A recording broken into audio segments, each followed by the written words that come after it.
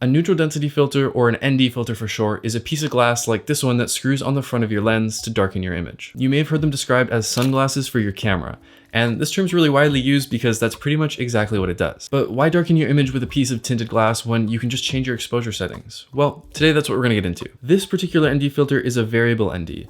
This means you can change how dark it is by rotating its ring. These are particularly useful because it's kind of like having 4 filters in one. If I want to darken the image by 2 stops of light, I leave it on this setting, and if I want to darken the image by 5 stops of light, I can just rotate the ring around to set it to this setting, as opposed to a regular ND filter that would just be one setting of light that you can't change. My filter in particular is made by Polar Pro and this guy. What's up, everybody? And it's considered to be a pretty high quality one. But what makes an ND filter high quality? Why does that matter? Well, I'm glad you asked. You can generally spot a high quality ND filter based on the price and the name brand. Generally, what you pay for is what you get, with a cheaper filter being not as good quality and a more expensive name brand filter such as Polar Pro or Tiffin being better quality. But why does this matter? Well, it has to do with the actual quality of the glass. A cheap ND filter is going to be made with cheap glass that can soften your image, add an unwanted tint, and a vignette to your image. You can buy cheap filters if you want, but I would only recommend them on cheap lenses. If you put a $20 filter on something like a Canon L lens or a Sony G Master lens, you're just doing yourself an injustice. Okay, so now you know what an ND filter is and what it does, but why do you need one? They just darken your image, which you can do by changing your shutter speed, aperture, and ISO, and those are all free to adjust, so why spend money on a filter? Essentially, using an ND filter lets you change the brightness of your image without affecting the creative effects that your camera settings have on your image. As you may know, changing your shutter speed, aperture, and ISO all affect how your image looks in different ways,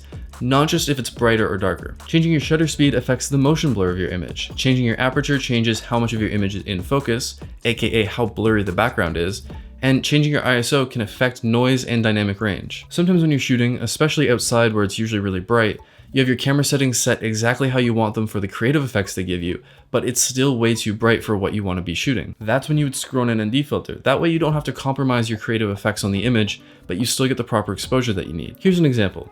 When you're shooting video, you want to follow the 180-degree shutter rule. This rule is to get natural motion blur from your video, and it basically states that your shutter speed needs to be twice the amount of whatever your frames per second is in order to have natural motion blur like this in your video. So this means if you're shooting at 24 FPS, you want your shutter speed to be double that at 1/50th of a second. But for this particular shot, let's say I also want a nice blurry background, so I set my aperture as low as it will go, f2.8. So that way when I'm in focus, the background is still nice and blurry. But I also can't darken my ISO lower than 800 because 800 is the native ISO in my camera, which means if I go lower than that, it's going to ruin the dynamic range of the image. So now I have my settings locked into exactly what I want. 1/50th of a second shutter speed, f2.8, and 800 ISO.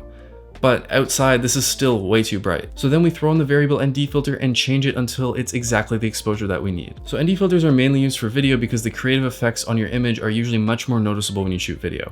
But you can also use them for photos. A very common example is for long exposures. If you want to set up your camera on a tripod and do a 15-20 second exposure, say to get water looking nice and smooth running down a river. But even when you're shooting at your lowest ISO and your highest aperture to get the darkest image possible, it's still too bright for a 20-second exposure. That's another case where you just pop an ND filter on there, make it nice and dark, and you're good to go. And there you have it. That's what an ND filter is and what it's used for. This is one of those things that you don't absolutely need in your kit. You can always just adjust your shutter speed or aperture or ISO and still get pretty close to what you're going for. But if you're looking to elevate your footage and get a much more professional looking image out of your camera, especially when shooting outdoors, adding an ND filter to your kit might be exactly what you need. I'm gonna leave links in the description for 2 ND filters that I would recommend. The first one being the one I have, which is a little on the pricey end. So I'm also going to include a more budget-friendly option that still won't be bad for your image. If you enjoyed this video and you learned something, please hit that like button. And if you want to see more stuff like this, consider subscribing as well. You can also click the other links in the description if you want to check out my social media or the gear that I use on a regular basis. Thanks for watching, and I will see you in the next one.